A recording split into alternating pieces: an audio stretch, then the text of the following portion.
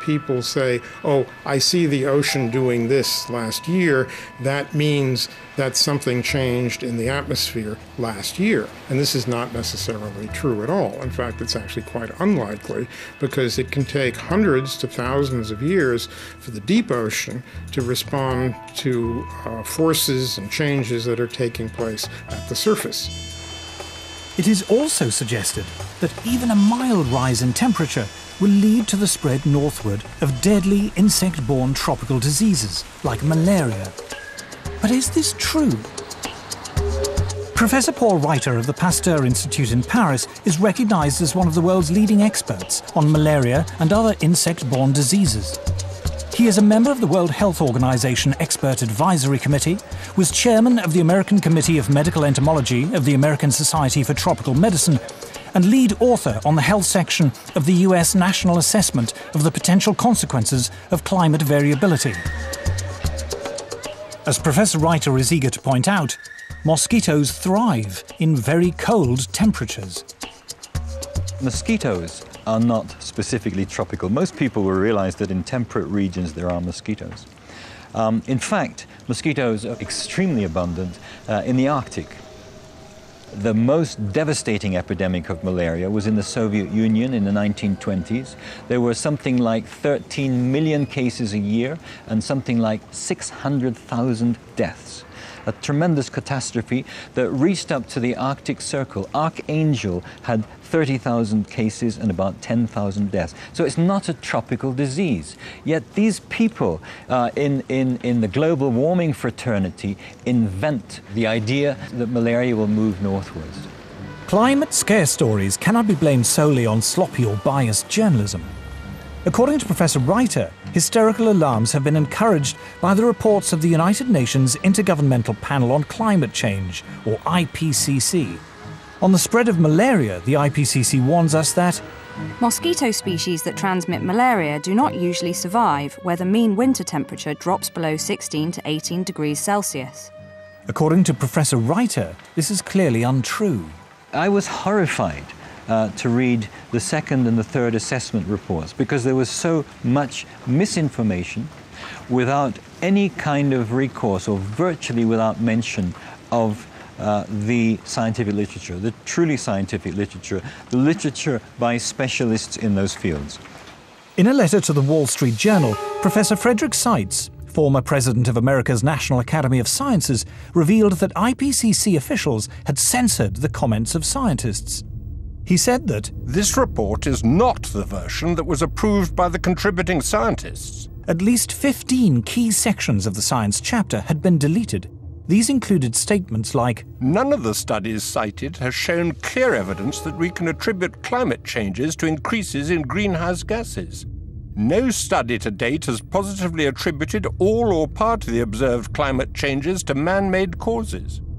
Professor Seitz concluded, I have never witnessed a more disturbing corruption of the peer review process than the events that led to this IPCC report.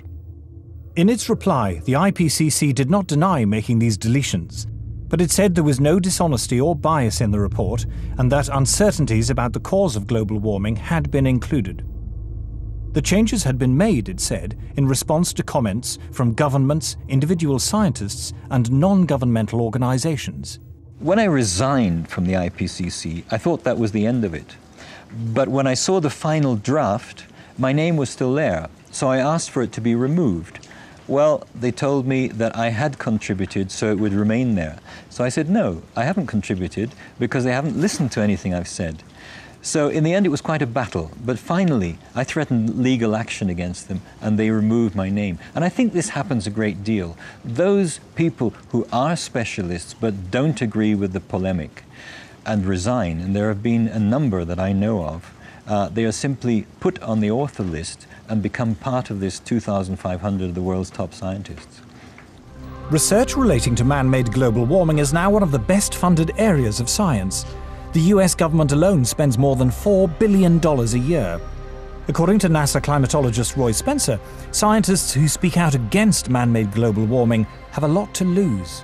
It's generally harder to get research proposals funded because of the stands that we've taken publicly. And you'll find very few of us that are willing to take a public stand because it does cut into their research funding.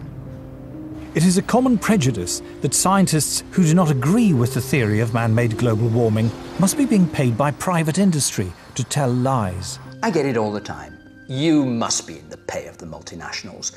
Sadly, like most of the scientists you'll talk to, I haven't seen a penny from the multinationals. I'm always accused of being paid by the oil and gas companies. I've never received a nickel from the oil and gas companies. I joke about I wish they would pay me, then I could afford their product. Whenever anybody says that I'm in the pay of an oil company, I say my bank manager would wish.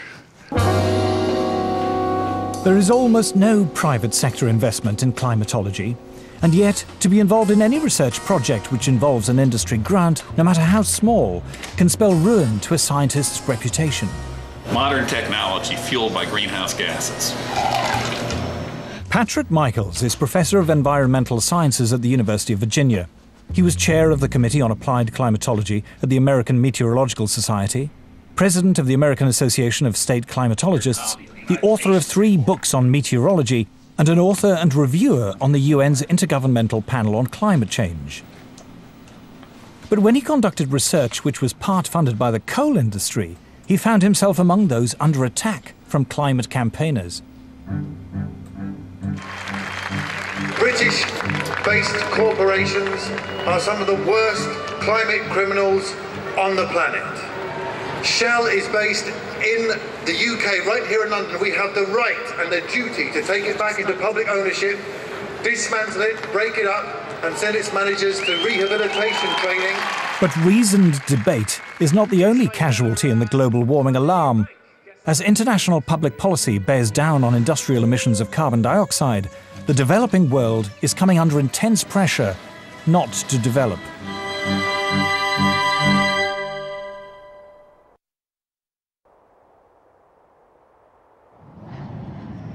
I'm no expert on climate change, I'm no scientist, and what I'm going to say next is a great big turn-off. It's just that. Turn it off! Anything you don't need, you're not using, it's easier than you think to make a difference. Delegates from around the world are flying into Nairobi for a conference sponsored by the UN to talk about global warming. Civil servants, professional NGO campaigners, carbon offset fund managers, environmental journalists and others will discuss every aspect of man-made climate change, from how to promote solar panels in Africa to the relationship between global warming and sexism. The conference lasts 10 days. The number of delegates exceeds 6,000. The billions of dollars invested in climate science means there is a huge constituency of people dependent upon those dollars.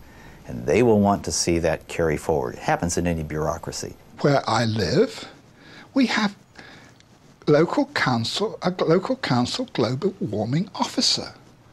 There's a huge tail out there of people who have, in one way or another, been recruited to join this particular bandwagon.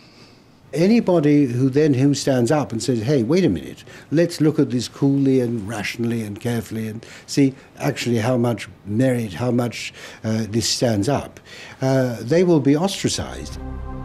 Scientists, accustomed to the relative civility and obscurity of academic life, suddenly find themselves publicly attacked if they dare to challenge the theory of man-made global warming, vilified by campaign groups and even within their own universities.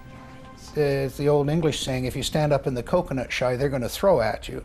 So I understand that there's going to be some of that, but it gets pretty difficult and pretty nasty and very personal. And there've been, death threats and all sorts of things. And so I'm not doing it for my health. These days, if you are skeptical about the litany around climate change, you're suddenly like as if you're a Holocaust denier. The environmental